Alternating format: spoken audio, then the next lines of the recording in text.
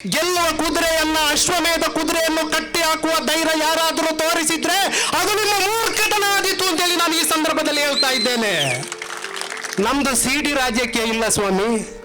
ನೈತಿಕತೆ ಅಧಪತನಾಗಿದೆ ಅಂತೇಳಿ ನಾವು ಏನು ಕೋರ್ಟಲ್ಲಿ ಸ್ಟೇ ತಗೊಂಡು ಬಂದಿಲ್ಲ. ಒಂದು ಪಕ್ಷದಿಂದ ಗೆದ್ದು ಈ ರಾಷ್ಟ್ರದ ಪ್ರಧಾನಿ ಆಗಿರುವುದು, ಅವರ ಸಿಂಬಲ್ ಅನ್ನ ನೀವು ಹಾಕ್ಬಾರ್ದು ಅಂತ ಕೇಳುವ ರೈಟ್ಸ್ ಇಲ್ಲ. ಯಾವ ಕೋರ್ಟ್ ಕೂಡ ಇದಕ್ಕೆ ತಡೆ ಕೊಡ್ತಾ ಇಲ್ಲ. ನನ್ನ ಶಿಷ್ಯನನ್ನು ಮೆಟ್ಟಿ ಅದರಿಂದ ತಾನು ವಿಕೃತವಾದ ಖುಷಿ ಪಡೆಯುವಂತ ಗುರು ನಮಗಿರಬಾರ್ದು. ಈ ಕಾರ್ಯಕ್ರಮದ ಒಂದು ಸುಂದರತೆ ಏನು ಅಂತ ಹೇಳಿದ್ರೆ, ಅರುಣಣ್ಣನ ಗುರುಗಳನ್ನ ಕರೆದಿರುವಂಥದ್ದು. ಸೋ ಕಾಲ್ಡ್ ಗುರುಗಳೆಲ್ಲ ಈಗ ಅರುಣಣ್ಣನಿಗೆ ಯಾವೊಬ್ಬ ಡೋಂಗಿ ಡೋಂಗಿ ಹಿಂದುತ್ವವಾದಿ, ಅವೊಬ್ಬ ಕಳ್ಳ ಅಂತೇಳಿ ಅಪಮಾನ ಮಾಡ್ತಿರುವಾಗ ಅವರ ಗುರು ಬಂದು ಅವನನ್ನ ಶಿಷ್ಯ ಅಂತ ಹೇಳ್ತಾರಲ್ಲ, ಇದು ನಿಜವಾದ ಹಿಂದುತ್ವ ಅಂತ ಹೇಳಲಿಕ್ಕೆ ನಾನು ಇಷ್ಟಪಡ್ತಾ ಇದ್ದೇನೆ. ಸನಾತನ ಹಿಂದೂ ಧರ್ಮದಲ್ಲಿ ಆಗಿರುವಂಥದ್ದು ಗುರುಕುಲದ ವ್ಯವಸ್ಥೆಯಿಂದಾಗಿ ಸನಾತನ ಹಿಂದೂ ಧರ್ಮ ಇಷ್ಟು ಗಟ್ಟಿಯಾಗಿ ನಿಂತಿದೆ ಬಂಧುಗಳೇ. ನಾವು ನೋಡಿರಬಹುದು, ನಮ್ಮಲ್ಲೇ ಇದ್ದಂತಹ ಒಬ್ಬ ವ್ಯಕ್ತಿ ಇವತ್ತು ಕಾಂಗ್ರೆಸ್ ಪಕ್ಷಕ್ಕೆ ಹೋಗಿ ನಾನು ಕಾಂಗ್ರೆಸ್ ಅನ್ನ ಕಟ್ತೇನೆ, ನಿಮ್ಮನ್ನ ನೋಡ್ತೇನೆ ಅಂತೇಳಿ ಎಚ್ಚರಿಕೆ ಕೊಡುವಷ್ಟರ ಮಟ್ಟಿಗೆ ಬೆಳೆದಿದ್ದೇನೆ ಅಂತ ಆದ್ರೆ ನಮ್ಮ ಹಿಂದೂ ಸಮಾಜ ಇದನ್ನು ಸಹಿಸಿಕೊಂಡಿರ್ಲಿಕ್ಕೆ ಸಾಧ್ಯ ಇಲ್ಲ. ಅದಕ್ಕೆ ಬೇಕಾಗಿ ಅರುಣನಂತಹ ಇನ್ನು ಅದೆಷ್ಟು ಅರುಣ ಈ ಪುತ್ತೂರು ಕ್ಷೇತ್ರದಲ್ಲಿ ಹುಟ್ಟಬೇಕಾಗಿದೆ. ಯಾವ ರಕ್ತ ಚರಿತ್ರೆಯ ಅಧ್ಯಾಯದಿಂದ ಇವತ್ತು ಜೈಲು ಪಾಲಾಗಿದ್ದಾನ ಅಂತ ವ್ಯಕ್ತಿ ಪುತ್ತೂರಿನ ಹಿಂದೂಗಳೇ ಸಡ್ಡು ಹೊಡೆದು SDPI ಪಕ್ಷದಲ್ಲಿ ನಿಲ್ತಾನೆ ಅಂತಾದ್ರೆ ಇದಕ್ಕೆ ಉತ್ತರ ಕೊಡ್ಲಿಕ್ಕೆ ಬೇಕಾಗಿ ಅರುಣನನ್ನು ಗೆಲ್ಲಿಸಬೇಕಾಗಿದೆ. ಬಂಧುಗಳೇ, ಯಾವುದೇ ಕಾರಣಕ್ಕಾದ್ರೂ ನೀವು ಬಿಟ್ಟು ಉಚಿತ ಆಗುವಂತಹ ಯಾವುದೇ ಪ್ರಣಾಳಿಕೆಯನ್ನು ನಂಬೇಡಿ.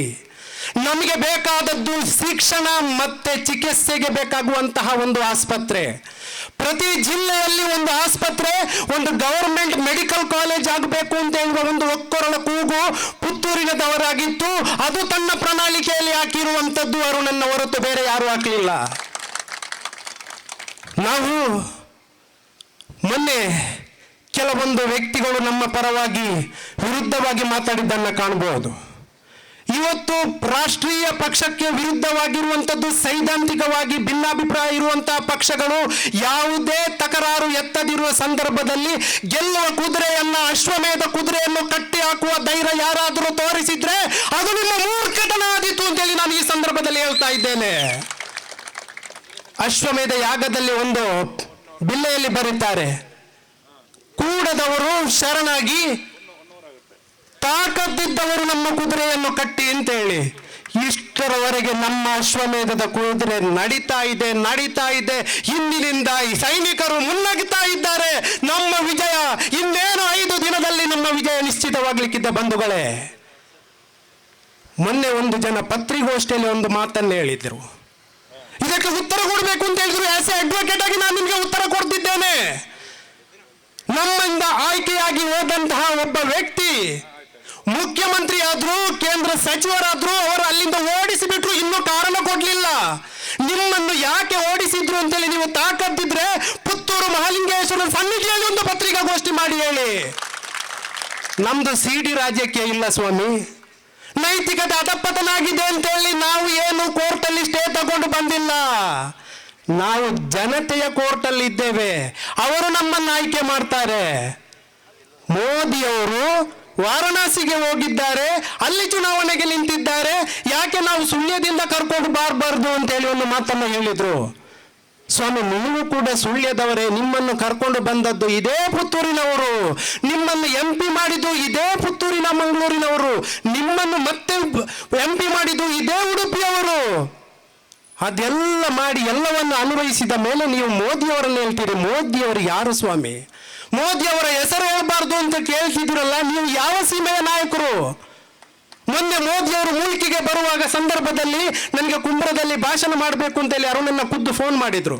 ನಾನು ಹೇಳಿದೆ, ಅರುಣನ್ನ ಒಂದು ಕ್ಷಮೆ ಇರಲಿ, ನಾನು ಈಗ ಮುಲ್ಕಿಗೆ ನಮ್ಮ ಆರಾಧ್ಯ ದೇವರೇ ಬರ್ತಿದ್ದಾರೆ, ಅವರನ್ನು ನೋಡಿ ಬರ್ತೇನೆ, ಆಮೇಲೆ ನಿಮ್ಮ ಕಾರ್ಯಕ್ರಮಕ್ಕೆ ಬರ್ತೇನೆ ಅಂತ ಹೇಳಿದ್ದೆ. ಮೋದಿ ಈ ರಾಷ್ಟ್ರದ ಪ್ರಧಾನಿ ಸ್ವಾಮಿ. ಒಂದು ಪಕ್ಷದಿಂದ ಗೆದ್ದು ಈ ರಾಷ್ಟ್ರದ ಪ್ರಧಾನಿಯಾಗಿರುವುದು, ಅವರ ಸಿಂಬಲ್ ಅನ್ನ ನೀವು ಹಾಕ್ಬಾರ್ದು ಅಂತ ಕೇಳುವ ರೈಟ್ಸ್ ಇಲ್ಲ. ಯಾವ ಕೋರ್ಟ್ ಕೂಡ ಇದಕ್ಕೆ ತಡೆ ಕೊಡ್ತಾ ಇಲ್ಲ. ಕೆಲವೊಂದು ಸುಳ್ಳು ಕೇಸನ್ನು ಹಾಕಿಬಿಟ್ರು, ಜಾತೀಯತೆಯನ್ನು ತುರುಕಿಸಿಬಿಟ್ರು ಸ್ವಾಮಿ. ಅದರಲ್ಲಿ ಯಾವ ತುಳುನಾಡಿನಲ್ಲಿ ಅಮರ ಬೊಳ್ಳಿಲು ಅಂತ ಹೇಳುವ ಒಂದು ಕೋಟಿ ಚೆನ್ನಯ್ಯರಿದ್ದಾರ, ಅವರ ವಂಶದಲ್ಲಿ ಹುಟ್ಟಿದ ವ್ಯಕ್ತಿ ನಾನು ಅಂತ ಹೇಳಿ ಸುಳ್ಳು ಕೇಸ್ ಆಗ್ಲಿಕ್ಕೆ ಹೋದ್ರು, ಸ್ಟೇಷನ್ ಅಲ್ಲಿ ತಗೊಳ್ಳಿಲ್ಲ. ಸಂಘಟನೆಗೆ ಹೋದ್ರು, ಅಲ್ಲೂ ತಗೊಳ್ಳಿಲ್ಲ. ಯಾಕೆ ಅಂತ ಹೇಳಿದ್ರೆ ಆ ಒಂದು ವಂಶ ಇದೆ ಅಲ್ಲ, ನ್ಯಾಯದಲ್ಲಿ ಬಂದ್ರೆ ತಿಗಳಟ ತಾದಿ ಕೊರಪ, ಅನ್ಯಾಯಡು ಬಂದ್ರೆ ಸುರಿಯೋಡು ಸಾದಿ ಕೊರಪ ಅಂತ ಹೇಳಿದ ವಂಶ. ಆ ವಂಶವೂ ನಿಮಗೆ ಬೆಂಬಲ ಕೊಡೋದಿಲ್ಲ ಸ್ವಾಮಿ. ಇನ್ನೊಂದು ಅರ್ಚಕರನ್ನ ಕರ್ಕೊಂಡು ಬಂದ್ರು, ನನಗೆ ತುಂಬಾ ದುಃಖ ಆಗ್ತದೆ. ಅರ್ಚಕರಿಗೆ ಹೇಳಿ ಕೊಟ್ರು, ಭಟ್ರು ಇರಿ ಇಂಚನೆ ನೋಡು ಅಂತ ಹೇಳಿ. ಪತ್ರಕರ್ತರು ಪ್ರಶ್ನೆ ಮಾಡುವಾಗ ಭಟ್ರು ಓಡಿಬಿಟ್ರು, ಅವರಿಗೆ ಅದು ಹೇಳಲಿಲ್ಲ. ಹೀಗೆ ಕೇಳ್ತಾರೆ, ನಿಮಗೆ ಹೀಗೆ ಉತ್ತರ ಕೊಡಿ ಅಂತೇಳಿ. ಇನ್ನೊಂದು ಕಡೆ 1925ರಲ್ಲಿ ರಾಷ್ಟ್ರೀಯ ಸ್ವಯಂ ಸೇವಕ ಸಂಘ ಕೇಶವ ಬಲಿರಾಮ್ ಹೆಗಡೆವಾರರಿಂದಾಗಿ ಸ್ಥಾಪನೆಗೊಳ್ಳುತ್ತೆ. ಗುರೂಜಿಯವರನ್ನು ಬಾನೆತ್ತರ ಮಟ್ಟಕ್ಕೆ ಏರಿಸ್ತಾರೆ. ನಾನು 5ನೇ ವರ್ಷದಿಂದ ರಾಷ್ಟ್ರೀಯ ಸ್ವಯಂ ಸೇವಕ ಸಂಘಕ್ಕೆ ಹೋಗ್ತಾ ಇದ್ದೇನೆ. ಎಲ್ಲಿಯೂ ಕೂಡ ನಮಗೆ ಭಾರತ ಮಾತಾ ಪೂಜನ ಅಂತ ಹೇಳುವ ಕಾರ್ಯಕ್ರಮದಲ್ಲಿ ರಾಷ್ಟ್ರೀಯತೆ ಇರಬೇಕೇ ಹೊರತು, ತಾಯಿ ಭಾರತೀಯ ಪೂಜೆ ಮಾಡಬೇಕೇ ಹೊರತು ರಾಜಕೀಯ ತರಬೇಕು ಅಂತ ಹೇಳಿಲ್ಲ. ಇದು ಯಾವ ಸಿದ್ಧಾಂತ? ನಮ್ಮ ಪಕ್ಷ ಎಲ್ಲಿಗೆ ಹೋಗ್ತಾ ಇದೆ ಎನ್ನುವುದನ್ನು ನೀವು ಆಲೋಚನೆ ಮಾಡಿ. ಆ ಸಂದರ್ಭದಲ್ಲಿ ಒಂದೆರಡು ವಿಷಯ ಮಾತ್ರ ಮಾತಾಡಿದ್ರು. ಆ ಭಾರತಿ ಹೇಗಿದ್ದಾಳೆ ಅಂತ ಹೇಳಿದ್ರೆ, ತಾಯಿ ಭುವನೇಶ್ವರಿ ದೇವಿಯಾಗಿ ಆಗಿದ್ದವಳು, ತಾಯಿ ಜೀಜಾಬಾಯಿಯಲ್ಲಿ ಆಗಿದ್ದವಳು, ತಾಯಿ ಪ್ರಭಾವತಿ ದೇವಿಯಾಗೆ ಬಂದವಳು. ಅದನ್ನು ಯಾವುದನ್ನು ಹೇಳಲಿಲ್ಲ. ಏನು ಅಂತ ಹೇಳಿದ್ರೆ, ಶಿಷ್ಯ ಹೇಳ್ತಿದ್ದಾನೆ. ಶಿಷ್ಯ ಎಲ್ಲಿಯೂ ಕೂಡ ಪುತ್ತಿಲರವರು ನಾನು ಮೋದಿಯ ಶಿಷ್ಯ, ಯೋಗಿಜಿಯ ಶಿಷ್ಯ ಹೇಳಿಲ್ಲ. ನಾನು ಭಕ್ತ ಅಂತ ಹೇಳಿದ್ದು. ಯಾವ ಕಾರಣದಿಂದಾಗಿ? ದೇವರಿಗೆ ಯಾವ ಭೇದ ಭಾವ ಇಲ್ಲ. ದೇವರಿಗೆ ಇರುವುದು ಭಕ್ತರು, ಗುರುಗಿರುವುದು ಶಿಷ್ಯರು. ಗುರು ಅಂತ ಹೇಳಿದ್ರೆ ಹೇಗೆ ಇರಬೇಕು? ನನ್ನಗಿಂತ ಇನ್ನೊಂದು ಹೆಜ್ಜೆ ಮುಂದೆ ಹೋಗಿ ನನ್ನ ಗುರುತ್ವವನ್ನ ಸಾಬೀತುಪಡಿಸಬೇಕು ಅಂತ ಹೇಳುವ ಗುರು ಇರಬೇಕೇ ಹೊರತು ತನ್ನ ಶಿಷ್ಯನನ್ನು ಮೆಟ್ಟಿ ಅದರಿಂದ ತಾನು ವಿಕೃತವಾದ ಖುಷಿ ಪಡುವಂತ ಗುರು ನಮಗಿರಬಾರ್ದು. ಗುರುರ್ ಬ್ರಹ್ಮಂ ಗುರುರ್ ವಿಷ್ಣು ಗುರುರ್ದೇವೋ ಮಹೇಶ್ವರ ಅಂತ ಹೇಳಿದ್ರು. ಗುರುವಿನ ಆ ಉನ್ನತ ಸ್ಥಾನಕ್ಕಾಗಿ ಏಕಕಾಲದಲ್ಲಿ ನೀನು ಬ್ರಹ್ಮನಾಗಿರ್ತಿ, ಮಹೇಶ್ವರನಾಗಿರ್ತಿ, ವಿಷ್ಣುವಾಗಿರ್ತಿ, ಎಲ್ಲವೂ ಆಗಿರ್ತಿ. ತಾಯೇ, ನೀನು ಇದನ್ನೆಲ್ಲ ನೋಡಿ ಸಹಿಸಿಕೊಂಡಿದ್ಯಲ್ಲ ಅಂತೇಳಿ ನನಗೆ ಬೇಜಾರಾಗೋದು. ಯಾಕೆ ಅಂತ ಹೇಳಿದ್ರೆ, ಆ ತಾಯಿಯ ಕಾಲ ಬುಡದಲ್ಲಿ ಆಗುತ್ತಿದ್ದ ಅನ್ಯಾಯವನ್ನು ಕಂಡಂತಹ ಕೆಲವರು ಅದಕ್ಕೂ ಕ್ಲಾಪ್ ಹಾಕಿ ಚಪ್ಪಾಳೆ ಹಾಕ್ತಿದ್ದದ್ದನ್ನು ನೋಡಿ ನನಗೆ ತುಂಬಾ ಬೇಸರವಾಯಿತು. ಯಾ ದೇವಿ ಸರ್ವಭೂತೇಶು ಅಗ್ನಿರೂಪೇಣ ಸಂಸ್ಥಿತ, ವಿದ್ಯಾರೂಪೇಣ ಸಂಸ್ಥಿತ, ಇನ್ನೊಂದಿದೆ ಬುದ್ಧಿ ರೂಪೇಣ ಸಂಸ್ಥಿತ. ಈ ಬುದ್ಧಿಯನ್ನು ನೀನು ಯಾಕೆ ದೇವಿ ಅವರಿಗೆ ಕೊಡ್ಲಿಲ್ಲ ಅಂತ ಹೇಳುವ ಚಿಂತನೆ ಆಗ್ತಾ ಉಂಟು. ನಾಚಿಕೆ ಆಗ್ಬೇಕು ನಮಗೆ. ಇದರ ಬಗ್ಗೆ ನಾವು ಸಮಸ್ತ ಹಿಂದೂಗಳು ಇದನ್ನು ಪ್ರತಿಭಟಿಸಬೇಕಾಗಿದೆ. ಇವತ್ತು ಪ್ರಣಾಳಿಕೆಯಲ್ಲಿ ಎಲ್ಲಿವರೆಗೆ ಬಂತು ಅಂತ ಹೇಳಿದ್ರೆ ಉಚಿತ ಕೊಡುವಂತಹ ಪ್ರಸಂಗ ಬಂದಿದೆ. ಕಾರ್ಯಕರ್ತರೇ, ಬಂಧುಗಳೇ, ನೀವು ಒಂದನ್ನು ನೆನಪಿಟ್ಟುಕೊಳ್ಳಿ, ಎಲ್ಲಿ ಉಚಿತ ಎನ್ನುವ ಶಬ್ದ ಇರ್ತದೆಯೋ ಅದು ಆ ದೇಶದ ಒಳ್ಳೆಯತನಲ್ಲ, ಅದು ಆ ದೇಶದ ಆರ್ಥಿಕ ಅಧಪತನದ ಪ್ರಥಮ ಹೆಜ್ಜೆ. ಇದನ್ನು ನಾವು ನಂಬಾರ್ದು. ಯಾವ ಕಾರಣಕ್ಕೆ ಅಂತ ಹೇಳಿದ್ರೆ, ಇವತ್ತು ಶ್ರೀಲಂಕಾ, ಪಾಕಿಸ್ತಾನ, ಬಾಂಗ್ಲಾದೇಶ, ಚಿಲಿ ಮತ್ತೆ ರಷ್ಯಾ, ಉಕ್ರೇನ್, ಯುರೋಪ್ ಇವುಗಳೆಲ್ಲ ಇದೇ ರಾಜಕೀಯ ವ್ಯವಸ್ಥೆಯಿಂದಾಗಿ ಈ ಮಟ್ಟಕ್ಕೆ ಹೇಳಿದೆ. ದಕ್ಷಿಣ ಅಮೆರಿಕದಲ್ಲಿ ವೆನಿಜುವೆಲಾ ಅಂತ ಹೇಳುವ ಒಂದು ರಾಷ್ಟ್ರ ಇದೆ. ಬೇಕಾದ್ರೆ ನೀವು ಗೂಗಲ್ ಅಲ್ಲಿ ನೋಡಿ. ಆರ್ಥಿಕವಾಗಿ ಆಯಿಲ್ನಿಂದಾಗಿ ಅತ್ಯಧಿಕ ಆರ್ಥಿಕ ಉನ್ನತಿಗೇರಿದಂತಹ ಒಂದು ದೇಶದಲ್ಲಿ ಎಲ್ಲ ಉಚಿತ ಕೊಡ್ಲಿಕ್ಕೆ ಶುರು ಮಾಡಿದ್ರು ಸ್ವಾಮಿ. ಎಲ್ಲಿಯವರೆಗೆ ಅಂತ ಹೇಳಿದ್ರೆ, ನೀವು ಸುಮ್ಮನೆ ಇದ್ರಾಯ್ತು, ನಿಮ್ಮ ಮನೆಗೆ ಎಲ್ಲವೂ ಬಂದು ಬಿಡ್ತದೆ ಅಂತೇಳಿ. ಸೋಂಬೇರಿಗಳಾದ್ರು ಜನ, ಸೋಮಾರಿಗಳಾದ್ರು ಜನ. ಪೆಟ್ರೋಲಿಯಂ ಉತ್ಪಾದನೆಗೆ ಕಾರ್ಮಿಕರು ಕೂಡ ಅಲ್ಲಿ ಬರಲಿಲ್ಲ. ಮುಂದೊಂದು ದಿನ ಆ ದೇಶ ಆರ್ಥಿಕ ಅಧಪತನವಾಗಿ ವಿಶ್ವದ ಪ್ರಪಂಚದ ಮುಖದಲ್ಲಿ ಅದು ದಿವಾಳಿಯತ್ತ ಹೋಯಿತು. ಕಾರಣ ಒಂದೇ, ಉಚಿತ ಶಿಕ್ಷಣ ಮತ್ತು ಚಿಕಿತ್ಸೆ ಮಾತ್ರ ಉಚಿತ ಇರಬೇಕೇ ಹೊರತು ನಾವು ಎಲ್ಲವನ್ನ ಉಚಿತ ಕೊಟ್ಟರೆ ಅದು ಆ ದೇಶಕ್ಕೆ ಒಳ್ಳೆಯದನ್ನು ತರುವುದಿಲ್ಲ. KSRTC ಬಸ್ ಅಟ್ಟರ ಲಾಸ್ ಅಲ್ಲಿದೆ. ನೀವು KSRTC ಬಸ್ಸಲ್ಲಿ ಉಚಿತ ಪ್ರಯಾಣ ಕೊಡ್ತಿದ್ದೀರಿ. ನಂದಿನಿ ಹಾಲು ಉತ್ಪಾದನೆ ಸಂಸ್ಥೆ ಕೆಲವು ಹಾಲು ಬರದೆ ಪ್ರೊಡಕ್ಷನ್ ಲಾಸ್ ಆಗಿದೆ, ನೀವು ಅವರಿಗೆ ಹಾಲನ್ನು ಕೊಡ್ತಾ ಇದ್ದೀರಿ. ದೇಶದ LPG ಬೆಲೆ ಗಗನಕ್ಕೆ ಏರ್ತಾ ಇದೆ, ನೀವು ಫ್ರೀ ಕೊಡ್ತೇನೆ ಅಂತ ಹೇಳ್ತಾ ಇದ್ದೀರಿ. ಕರೆಂಟ್ ಫ್ರೀ ನಿಮ್ದು, ಮೆಸ್ಕಾಂ ಲಾಸ್ ಅಲ್ಲಿದೆ, KPTCL ಲಾಸ್ ಅಲ್ಲಿದೆ. ನೀವೆಲ್ಲವನ್ನು ಹೇಗೆ ಸ್ವಾಮಿ ನೀವು ಕೊಡಬೇಕಾದ್ರೆ ಒಂದು ಕೈಯಿಂದ ಕಿತ್ತುಕೊಳ್ಬೇಕು, ಇನ್ನೊಂದು ಕೈಗೆ ಕೊಡಬೇಕು. ಆದ್ದರಿಂದಾಗಿ ಈ ಫ್ರೀ ಅನ್ನೋದು ಕೊಡಬೇಕಾದ್ರೆ ಒಂದು ಕೈಯಿಂದ ಕಿತ್ತೋಗಬೇಕು, ಇನ್ನೊಂದು ಕೈಗೆ ಕೊಡಬೇಕು.